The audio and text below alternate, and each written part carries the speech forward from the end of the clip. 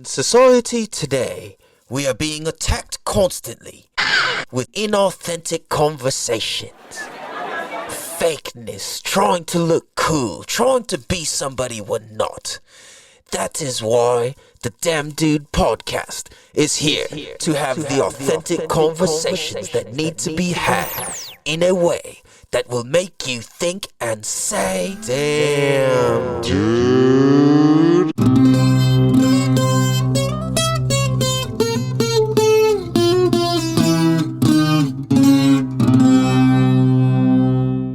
Damn, dude. What up, everybody? What is good? Welcome to the Damn Dude podcast. Damn, dude. This is season 4, episode 13, and technically this makes episode 299. Damn, dude. Dude, that's crazy because that technically means that's over 300 hours of content. Over. So, damn, that's crazy to look back at and see. Like, fuck, dude, over 300 hours of content recorded on here. That's pretty fucking cool, man. And it's interesting because I forget that that's something to be proud of.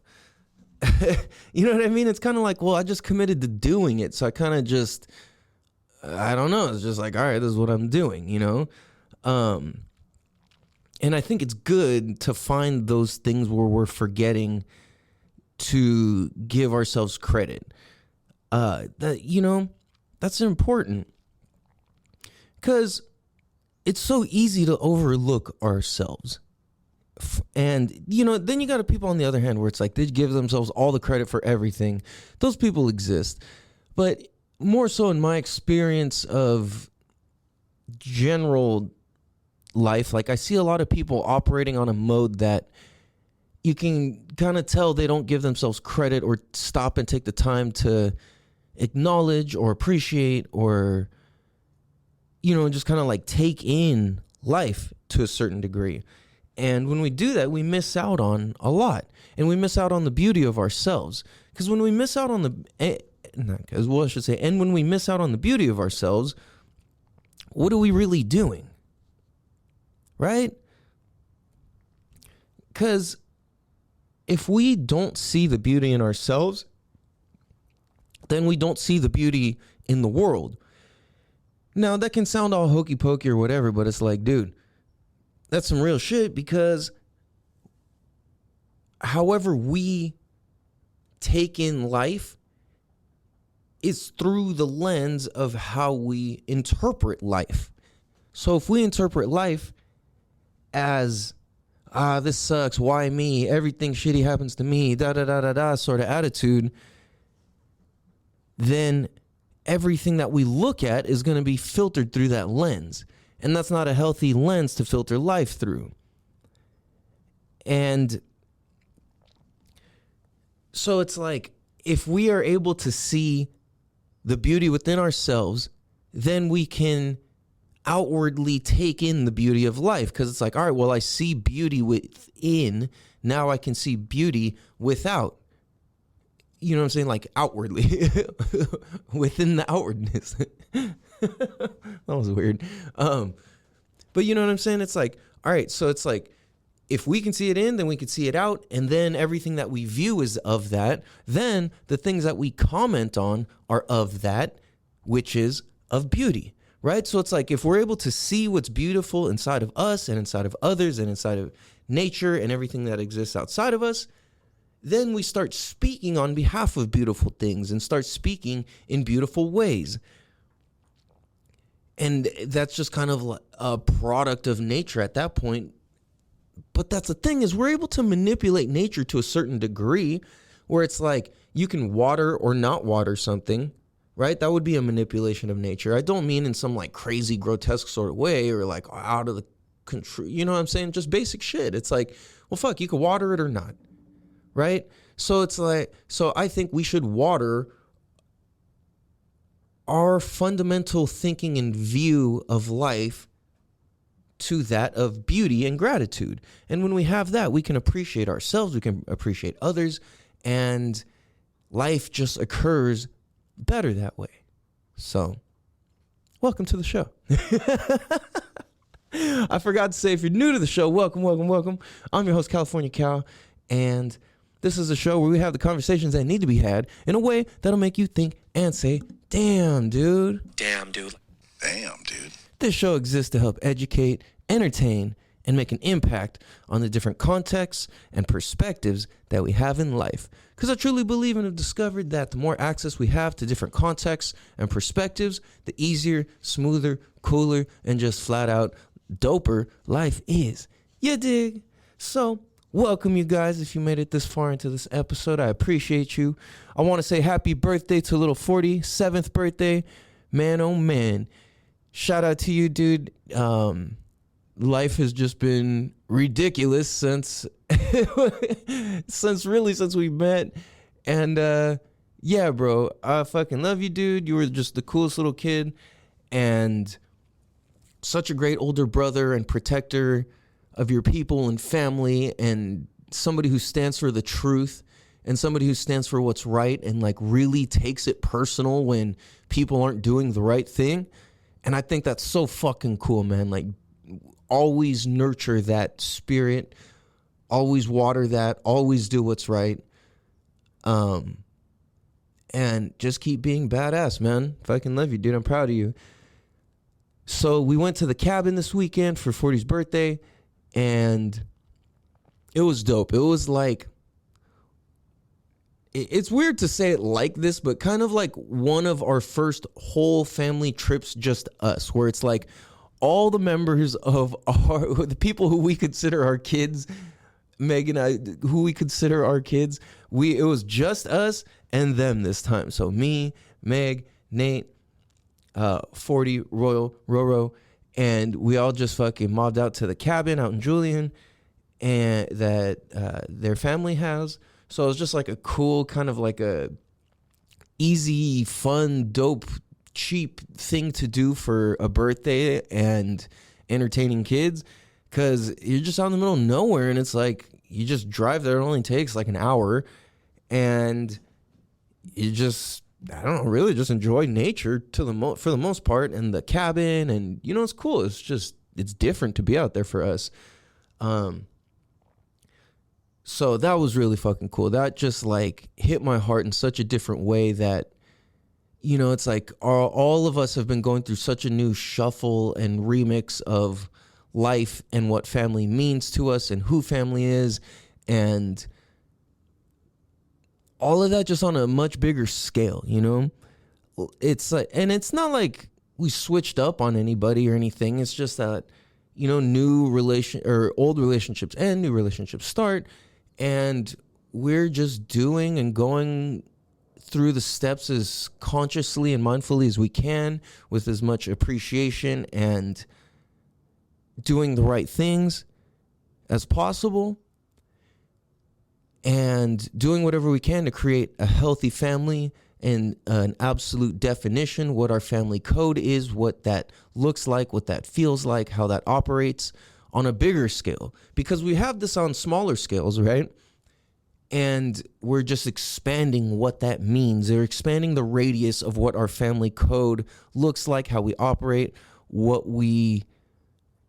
how we roll, right? There's just a certain level of responsibility that you have to take for yourself, or that you, how do I say it?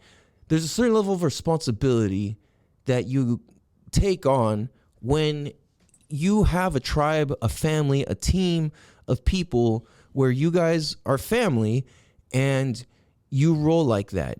You understand a certain level of how to protect each other, how to stay safe, how to protect yourself, how to protect each other, how to implement different things without saying anything, how to understand when somebody needs to fall back, when somebody needs to step up, when to act, when to kick back, when to keep it cool, when to pop off, all these different things, right?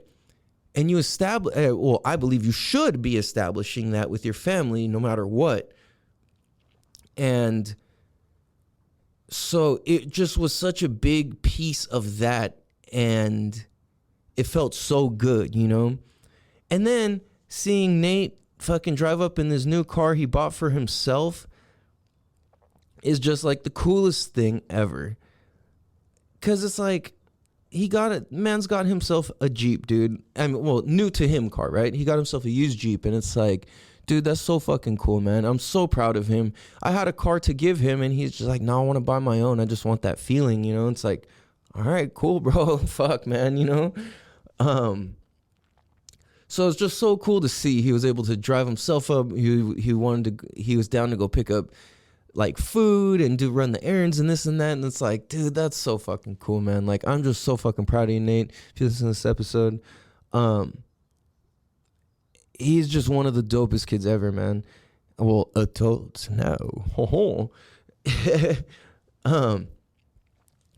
So what I see, it's like, it's fucking cool because I see Nate roll up and he's just fully prepared. He's got everything. He's ready to go.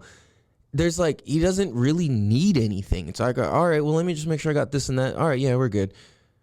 And that's how I am when I show up places or I'm going somewhere. Like if we're going out to the desert or we're going camping or we're going off-roading or something, like you can pretty much count on me having damn near everything we would need in almost any type of scenario that we could get ourselves into.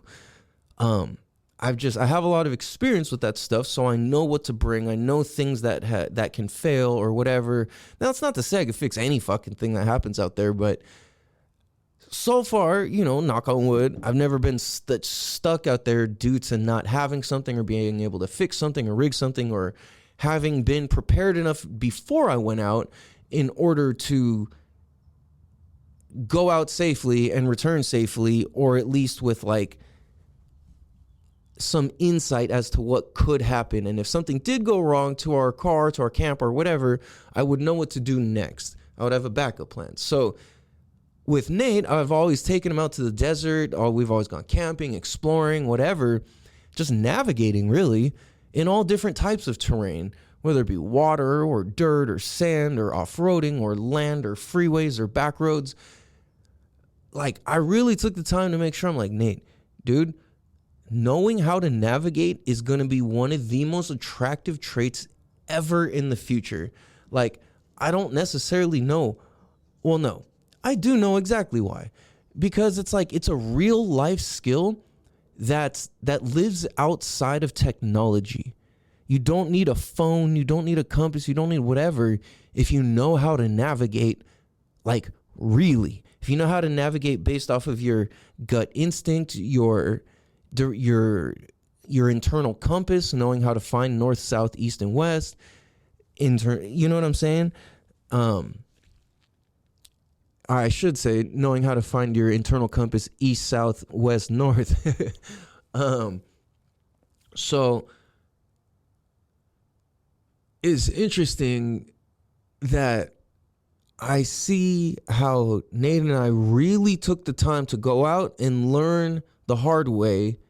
No, maybe not the hard way, but learn in an experiential way, I should say, how to go and navigate. So we go out to the desert and I'm like, all right, if we're going to go do this type of exploring, we need this type of equipment at a minimum. You need a fucking shovel, some sort of air pump, and some sort of, I don't know, whatever, right? So it's really cool to see him show up and have all these things. He's prepared. He's already gone to the desert a bunch of times. He's doing this and that. It's like, dude, fuck yeah, man. Good job, bro. Like, I'm so proud of you. Like, that's so dope that you're able to just hop out and just go and do this shit, right? Like, that's some gangster shit. That's fucking dope. Excuse me. So I see that and I'm like, dude, that's so fucking cool, man. Like, it just makes me feel so proud. And that makes me think, like, dude, I know I talked last episode about, I had brought up and talked about parenting without shortcuts, but it brings me back to that again. Like, I wanted to touch on that again. And that seeing Nate show up and just do things the way he does, I'm like, that's fucking cool, dude. He's got his guitar, he's got his blankets, his pillows. He just is ready, right? And I'm like that too. Like, I show up, I'm ready. And granted, it takes me fucking forever to get ready if I'm planning something. But here's the thing, though, is if you're complaining about that, you're appreciative when I come and fucking save your ass with whatever the fuck I took the time to make sure I had. My girl's always clowning on me about stuff like this. It's like, oh, you take forever. But then it's like, oh, you have one of those with you? It's like, yeah. Oh, well, thank you. Oh, this is perfect. It's like, yeah, dude, like, I know, man, like, I put a lot of value into foresight. To me, I don't know, I guess it's a form of one of my love language expressions is to put thought into the foresight of being prepared for something, just being prepared for something, really, right? And that comes from its own whole thing of like, due to what traumatic things happen in my life or where this or that or whatever happened. And it's like, all right, well, I'm never having that happen again. And I get that it comes from that. So I try and tune it in a way where it's healthy and helpful for myself and beneficial for everybody. And not coming from some weird ego or hurt place, right? So, but here's the thing is my dad took me out, my parents took me out and would take me out to the desert and teach me navigation and learn me, get me learned, son. They would teach me and I would learn how to navigate with the mountains, with certain like rocks and landmarks and stuff like that, and how to calculate them according to directions and all these things. And it's like, all right, if I follow this mountain ridge this way, I'm going east. If there's I'm at the third hump from the last row of the ridges of the mountain. And when you do that, it's like, whoa, okay, now you're living outside of technology and you're really, really, really living inside of real life because you're using what actually exists to actually travel. You're not reliant even on a compass. It's like you're using real life compass tools. Like you're using what the compass was made for, right? Like the compass enhances that. All right, well, shit, if we look here, we know that that's east or west. But it's like, it just kind of hits different. It's like if you hunted your own animal, prepped your whole own animal, and you cooked your own fucking meat or steak or whatever the fuck from that, you caught your own fish, you cooked that bitch because you caught it, you cleaned it up, you filleted it, you cooked it yourself. That hits hella different than just like going to the store and buying a pre-made meal. You know what I'm saying? It's like that. It's like it just hits different. It hits deeper. Like you did the real version, and the real version's always better. So that's why it's like, okay, when we parent without shortcuts, we breed capable people, right? And it's like my dad let me experience things. My mom let me experience things. And yeah, granted, it was hard sometimes and I had to push through a whole lot of shit that I was scared of. Or on the reverse, like whatever they didn't, whatever they didn't show me or teach me, I went without, and then I learned on the reverse. And I'm like, oh, that's a thing. I should do this, or I shouldn't do that, or whatever, right? And then I would form it for myself, the type of person that I am, and what I do and don't do, what I stand for, what I don't stand for, all of that. And that's based off of parenting without shortcuts. So fortunately, it's like if my parents didn't teach me anything other than how to navigate, like, dude, that's a great skill. And sometimes the lack of your parents is them teaching you navigational skills. Damn, dude. You feel me? Like, and that's what's interesting is like sometimes, oh, well, not sometimes, a lot of times, oftentimes, it's the lack of what your parents showed you that equaled them giving you that gift. And I know that's backwards and that's really deep, and it really is like that. Like, look at it, try it on. I would consider that if that's your position, right? Like, I've been blessed in many ways to have people show me how to do a lot of things. And I've also been blessed in many ways to have nobody show me a lot of different things. So that way I was able to go out and experience the different levels of life, and it's the realities of it, right? So when we take the time to really show our kids something, to really interact with them, to really, really, really fucking hear them, understand them, where they come from, what they're talking about, what they're feeling, when we take that time, it feels so fucking good. And it does so much for our kids, for our society, for everything that we do. Because if we start breeding kids who are mindful and conscious of themselves and their awareness and their spirituality and all of these things, like if your kids already know that, they don't really have to waste their time with all this weird depression and anxiety and, am I crazy? I'm hearing this, I'm seeing this. It's like, all right, fuck yeah, you are. Like, sit down. Like, is it good or bad? All right, if it's bad, if you're fucking, you see entities and they're bad or they're not, they're negative, they're dark, and you don't want that shit around, tell it. You're not welcome here. This is only, I represent the light. You're not welcome in this space. You need to leave now. And you can tell a ghost that shit. Like, bitch, get the fuck out of here. You're not fucking welcome. The same way if any motherfucker physically showed up in your house, it's like, no, get the fuck out of here. You're not welcome. This is my home. With all due respect, get the fuck out of here. You're not welcome here. If we want to do this different, I love you. Goodbye. Right? And it's like, we are able to really, really, really, really, really make a difference with kids who are aware and know how to operate through all these things. For me, my spiritual awareness growing up was so misunderstood and all out of whack, and there is basically no alignment with it because I didn't have any real understanding. Like, my parents were struggling as fuck when I was growing up. They're in their early 20s trying to figure shit out, and I'm a kid. They don't know shit. I don't know shit. Like, none of us know what the fuck we're doing. It's just like, all right, do this, like I don't know, just survive.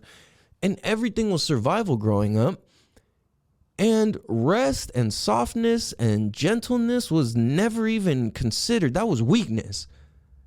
You know what I'm saying? And it's like, now that I understand that that's not weakness, it's comfort, it's femininity, it's softness, it's gentleness. To be able to be a man and be hard and rugged all the time, like, that's only cool and dope to a certain extent. If you can't relax and turn into melted butter, like you're cuddling your girl, you're just relaxing, you're just, you just let go. You just be, you know what I'm saying? You sit in the experience of love and romance and, like, sit in that and feel it. It's like, what do you think? That's gay?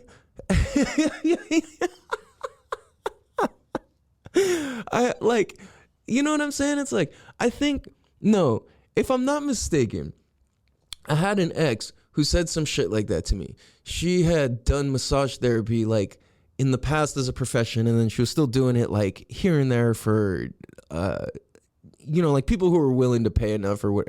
I realized that sounded weird, but no, like, whatever, as a side thing. And I remember the first time I got a massage, she was like, dude, like, relax. Like, I'm your girlfriend. Like, what the fuck? Like, and then it's like, what do you think? It's gay or something to, like, be soft with your girlfriend or something? And I was just like, whoa, like, that's weird. I never even thought of that. It's like, but that was kind of what I was feeling, is like, no, like, ooh, like, I'm so tough. Like, but my wall of, I'm so guarded and I'm so hurt and I'm so fucking whatever the fuck, it couldn't even allow myself to get a massage. And, like, that's weird. You know what I mean? That's trauma. That's, like, not good. And every time I would get a massage and from whoever, almost every massage therapist would be like, man, you were one of the stiffest people I've ever felt in my life. Like, this is crazy. And it took a lot of fucking meditation retreats and spiritual journeys and plant medicine retreats and different ceremonies and things I've done to let that go. Because it's like, I used to be the type where if you fucking poked my shoulder, I would almost turn around and swing on you. Like, I was so fucking just, like, tense, mad, everything, always. It was absurd. And to finally like let that go and just be able to accept my own self, my own body. It's like, all right, dude, fuck it. This is who you are. Okay. So how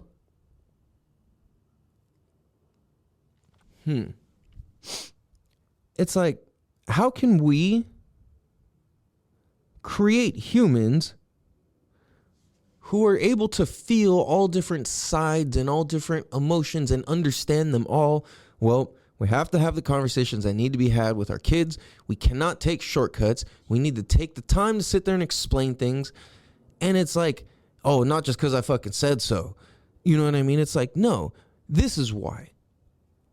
Right? And it's like, there's such a difference. It's like, all right, let's have a conversation about it. I want you to be intelligent about this, not just be overrode and scared about this. You know what I'm saying? Like, so many parents and people are just like, no, because I said so. It's like, well, why are you saying so? Because I don't have the fucking emotional intelligence to slow down and separate what's going on right now and what's this. I don't have the mental capacity. You know, it's like, bro, what the fuck? All right, let's chill the fuck out. Let's slow this down. Just let's pause this real quick. Let's address this real quick, and then let's come back to this. That's an option. Right? But a lot of adults, we exhaust ourselves. A lot of parents, we just go with this, like, that's how it is. That's what I said. Or we go with this overpowering thing. Our kids are scared of us and they don't respect us. And that's tricky, dude. It's like, there's moments where I've lost respect with my kids based off of how I fucking, I don't know, based off of how I would react to something, or based off of me not being able to control myself, or just being frustrated, or fucking just overloaded, or this or that, whatever. There's too much going on. I'm way too mentally stimulated. I'm overstimulated in every way. Like, how the fuck? Like, what? Stop asking me the same thing. This and that. Why are you doing that? Get off of that. How many times did I tell you that? It's like, okay, who's really being the menace now? Like, if I can just accept that kids are going to be chaotic because they're kids, there's a certain level of, like, standards we got to have, of course. At the same time, it's like, dude, most of the shit will clean up. You know what I'm saying? It's like, we don't really got to get that fucking mad and stay in it and, you know what I'm saying? So it's crazy to think that if we slow down and we parent without shortcuts, I think if we can install that context in our brains, and it's like, all right, every time our kids talk to us, we stop and we go, am I taking a shortcut or not? Right as you begin to answer, consider, is what you're saying a shortcut, a fix, a Band-Aid, a cover-up? Are you going to have to fucking come back at this again? Are they going to have to make twice as much of a disruption in order for you to actually tell them to actually stop and take the time? You know what I'm saying? So the way I see it is like I said in the last episode too, we got to tell our kids the truth. That's so important. Stop and take the time. We have to parent without shortcuts. Again, well, what would be shortcuts? It's just these quick answers, these things to get them off our back, bribes to get them to just forget about it. Shit like that, you know, like it eventually all runs out and they're gonna want to really fucking know. You know what I'm saying? Oh, don't go in there. There's monsters in there. It's like, well, why don't you want me to go in there? You know, at some point, the curiosity is going to override how many times you tell them no and you don't explain. It's like, oh, well, my parents are doing fucking coke and ketamine in the closet every whatever, right? It's like, that's why they didn't want me to go in there. What the fuck? There's no monsters in there except your demons. Mom, dad. Right? You get what I'm saying, though? So it's like, that's the thing. It's like, okay, I don't know. Well, what would be the reverse? It's like, oh, well, don't go in there. It's like, I don't know. You could tell your kids a version of the truth if it's like they're too young to fully know what the fuck you're doing. It's like, oh, no, like that's where we have our personal adult stuff where we take to feel better and something, you know, it's our medicine or say, right? Like you have some kind of thing that at least melts the curiosity away and gives them something to actually work with that's like authentic to whatever the fuck you're actually doing. You know what I'm saying? It's like, yeah, you could be age appropriate, but doing drugs around kids is not age appropriate regardless, right? So, but my point being is to be able to tell our kids the truth and not create all these shortcuts that create this fucking terrorist, this monster later, because we were too lazy to stop and explain or to give them a version of like, damn, what am I really doing right now? What really is this? Et cetera, right? So, yeah, man, it's interesting. Telling our kids the truth, not parenting without shortcuts, is like some of the most powerful shit I think we can do. Also, at the same time, though, it requires the parent, the adult, the individual and or the team to do the work for themselves, to be able to understand what's important to them, what's beautiful to them. Because then how else are you going to teach your kids to do that if we're not able to do that, or we're not in the practice of doing that? You know what I'm saying? So it's like, you know, as much as my kids, depending who I'm talking to, right, they're all at different ages, like depending who I'm talking to, we always give them the truth of how much they can handle at their age. And I don't mean handle, I more so mean like interpret and comprehend in a way that makes sense, that is very close to the fucking truth, or that is the truth really, in a way that's just appropriate. You know what I mean? And with also the mindfulness of not creating negative thinking patterns and loops for our kids either. You know what I mean? Things like, oh, can I get this toy? It's like, oh no, we can't afford it right now.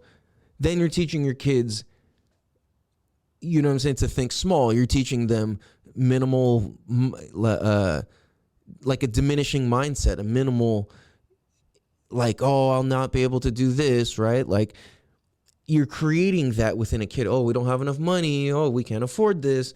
You start conditioning them for that, and that's not good. We don't want that. It's like, well, you could say, oh, we're not getting that right now. Why? I want it. No, that's just not what we're doing right now. And it's like, you can have your tantrum on the way out, but they're going to learn. You know what I mean? And it's like, that's the thing. It's like, I have to be mindful of that when there's times where I'm struggling financially and it's like, my kids want this or that, and it's not essential. Like, fortunately, honestly, my kids really don't ask for shit. It's pretty rare. Like, if we go out, they're kind of just like, oh, look at this, look at that. It's not like, can I have this? Can I have that? Can I have this? Like, sometimes that happens, but it's really, really not common for my kids. And it's cool because then usually when they do ask for something, it's just like, yeah, of course. But when, let's say if I'm in a position where they're asking for something and I'm just not in a position to be able to get it, or I just don't feel like getting it for them, it's like, no, it's like, no, sorry. We're not getting that right now.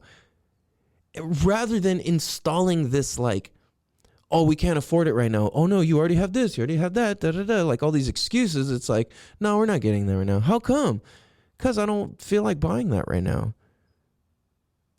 Oh, blah, blah, blah, blah, blah. All right. You know what I'm saying? It's like, then what? It's like, all right, then what we do is we kind of create the experience of them not needing to ask for shit. And at a certain point, it's like when they really want something, then they'll use that ask very fucking wisely. Because once a kid learns that their asks start diminishing your wanting to get them things, then they could start switching their tune. They're like, oh shit, me asking so many times is diminishing people wanting to get me it or do things for me or whatever. So I think when we can teach that, it's a very valuable and important and impactful lesson for everybody. And then we create a better member of society. You know what I'm saying? So I want to say, kind of switching gears a little bit here, so there's a couple things that I had a change of heart on that I'd said in the beginning of this year, I guess year and season, kind of the same thing. I don't remember what I said exactly. I didn't go back and listen, but it occurred to me the other day. I think I said I was going to stop smoking weed for the year. I was considering it, I should say. I had a change of heart on it, and I'm like, I think I'm still going to use it and enjoy it and use it at my discretion, right? Otherwise, like, it's whatever. Then the other thing was how I was saying I was going to shut down swim, and I just didn't know what I was going to do. Well, I've decided I'm going to start that back up again. I might have mentioned this before. And invest into that for now. Well, not for now. To do what I could do with it from here, with what I've got, work with all of that, and just slowly start repositioning, recalculating, redefining my baseline, restarting the structure, restarting the plan, and not restarting the plan, recreating a new plan, and really just put that into effect. It's like you create the plan, you get to the final product, and you work your way backwards. And that's the way everything has to be done if you really want it to be successful and thought out correctly, is create the plan, work it backwards, and then fucking work it fucking forwards again. And then that's pretty much like the 10-year cycle that it takes to go through that in business. And, I guess you could say in a 5-year cycle it does that, but then also on a 10-year cycle it does that. And I say that from experience is what's crazy. And I'm like, whoa, I can say that legitimately from experience. Like, dude, what the fuck? Wow. Okay. So because of that, I'm going to fucking do that. And I know I said I was going to recalculate and do this again anyways. I thought it was going to be more further down the line. Rather, I need to get this started sooner than later, because my work I'm doing now, it's, I don't know. It's cool. It's just not, you know what I'm saying? So it's cool, but it's not. I appreciate what it is. I've gotten cool experience inside. I've learned a lot. It's just not for me to do long term. At the same time, yeah, I need to do that. I got to lean into what I'm really fucking good at, what I know how to do, what my skill set has been structured and molded to do. And you know what I'm saying? Do this shit. Like, let's fucking go, So, like with anything, business requires upgrades, relationships require upgrades, life requires upgrades, and that's what I'm out to do, man. I just want to keep upgrading everything in life.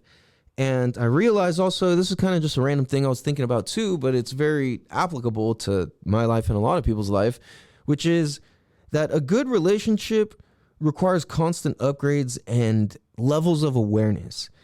And I think and observe and see a lot of people, and I'm speaking from experience too, not currently, but before, that there's a lot of people, included myself before, who are in mediocre or crappy relationships and aren't even aware of it. Now, stuff was good when it was good in my past relationship, but at the same time, it was, what's the word? Like disintegrating, basically, degrading, is that the right word? Falling apart, right?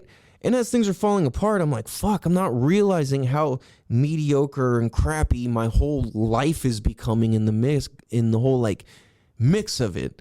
But that's the thing though, is like when you for me, it's like I stand in loyalty and I stand in love, and it's like I'm not just gonna give something up. I'm gonna stand and fight and fight and fight and fight and fight and fight and fight until I'm like, man, it's over. You know what I'm saying? So that's part of me where it's like I don't regret the last stretch of where I was just like miserable, because it was pretty much it had to be like the final hammer on the nail, right? Like, and once that hits, bam, the final straw, right? The straw that broke the camel's back. Once that hits, it's like, damn, shit, whoa, one too many, fuck, can't go back from here type of shit, you know? And it's like, once that happens and you go so far and communication and everything starts breaking down past a certain level, and you're not able to keep upgrading your communication, you're not able to upgrade your dates, you're not able to upgrade what you're doing, what you're talking about, you're not able to upgrade the connection or restart it, rekindle it, restoke the fire, right? Like, these things take work. So I encourage everybody, including myself, to do what we can to stoke the fire in our relationships, to create connectedness, to create love, to observe if we're in a mediocre state or not. Because if you're in a mediocre relationship or state or whatever, that doesn't mean you can't transform the entire thing and fully turn it around and have an absolutely incredible relationship, right? And I think it's important to consciously take note of that, lean into that. And if relationships just keep not working for you, I truly, truly believe that it is just time to take time for your motherfucking self. Be by your damn self for a good while until you can really accept and be by yourself, for who you are, and then move forward and be with somebody who helps you grow, not trauma bond, not relate to stupid bullshit, and actually grow and move forward in a way that is progressive and feels good, right? Now, a lot of times we don't know, and it just takes time to figure that out.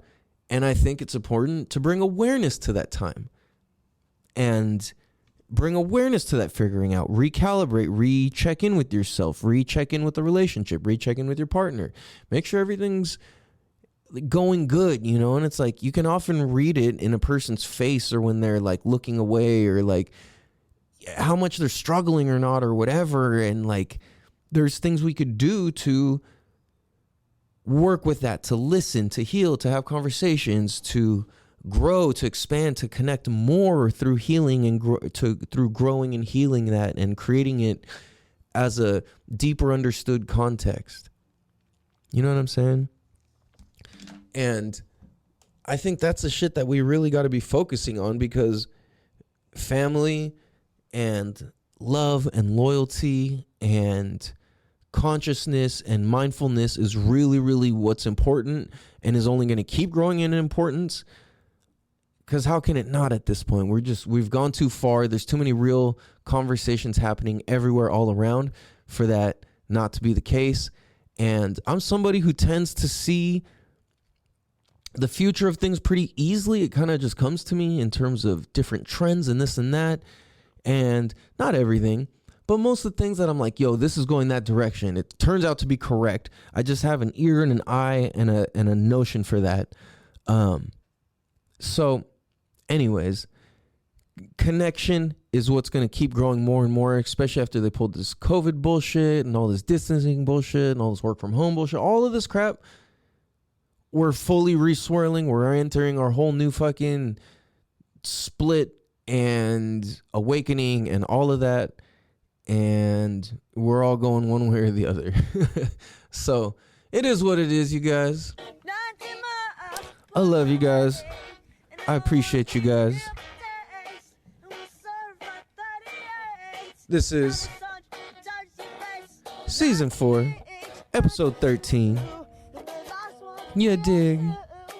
And it's gonna be me and you. Damn, dude. Damn, dude. I love you guys.